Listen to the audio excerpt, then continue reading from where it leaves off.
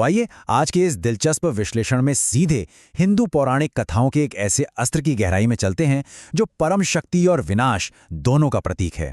हम बात कर रहे हैं रावण की उस मशहूर और खौफनाक तलवार की जिसे चंद्रहास कहा जाता है। इतिहास और मिथक के पन्नों में इसका जिक्र बहुत ही अलग अंदाज में मिलता है।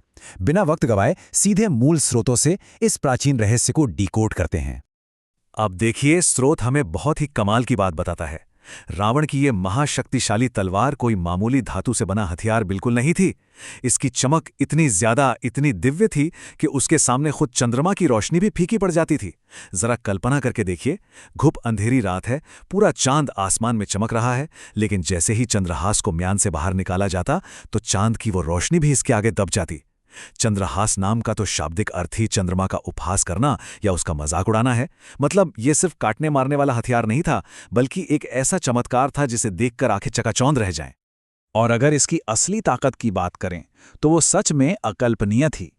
स्रोत यहां साफ तौर पर बताता है कि चंद्रहास का सिर्फ एक प्रहार, जी हां, केवल एक वार रणभूमि में एक साथ हजारों योद्धाओं को खत्म करने के लिए काफी था।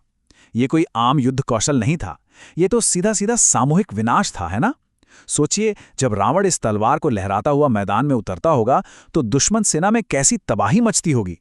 रावण को जो महाबलशाली और अजेय कहा जाता है, उसमें इस घातक अस्त्र का बहुत बड़ा हाथ था।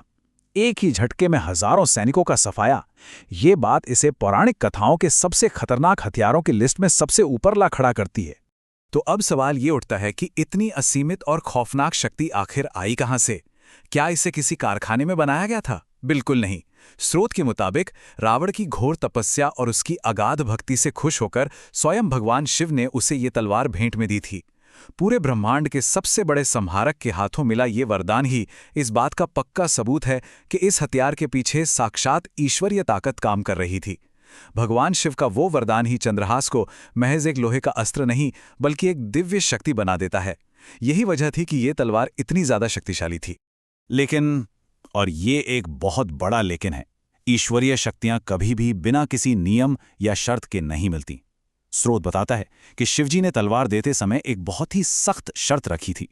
आदेश बिल्कुल साफ था, चंद्रहास तभी तक अपनी ये असीमित शक्ति बनाए रखेगा जब तक इसका इस्तेमाल धर्म के रास्ते पर किया जाएगा।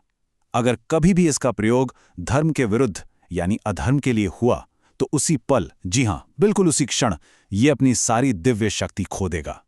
ये सच में बहुत ही दिलचस्प पहलू में ये दिखाता है कि दुनिया की सबसे बड़ी शक्ति भी नैतिकता और न्याय के आगे झुकती है। शक्ति तो अपार मिली, लेकिन धर्म का ऐसा पक्का लॉक लगा दिया गया जिसे कोई तोड़ नहीं सकता था। अब इस कथा की टाइमलाइन पर नजर डालते हैं, जहां एक बहुत ही दुखद और निर्णायक मोड़ आता है। शुरुआत में भक्ति के युग में रावण ने शिव को प्रसन्न किया और ये परम शक्ति हासिल कर ली। लेकिन फिर आती है वो घातक घड़ी, सीता हरण। स्रोत खास तौर पर इस घटना को उस पॉइंट के रूप में देखता है जहां सब कुछ पलट गया।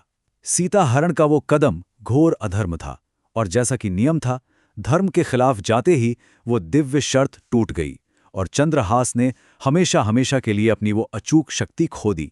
उसी एक अधार्मिक कृत्य के चलते जो तलवार एक वार में हजारों का सिर धड़ से अलग कर सकती थी, वो बेजान और शक्तिहीन हो गई। अहंकार ने ईश्वरीय वरदान को ही मिट्टी में मिला दिया। ये सब जानने और समझने के बाद दिमाग में एक बहुत ही स्वाभाविक सा सवाल उठता है कि आज चंद्रहास कहाँ है? शिवजी की दी हुई वो ऐतिहासिक तलवार जिसने कभी हजारों का संहार किया और फिर अपना जादू खो बैठी, आखिर उस भौतिक हथियार का हुआ क्या? क्या वो किसी युद्ध के मैदान में दफन हो गई या उसे नष्ट कर दिया गया? भले ही उसकी शक्ति खत्म हो गई थी, लेकिन वो कोई आम चीज तो नहीं थी। ये सोचना ही अपने आप में रोमांचक है कि प्राचीन युग की ऐसी अद्भुत धरोहरें आज किस रूप में और कहां छिपी हो सकती हैं।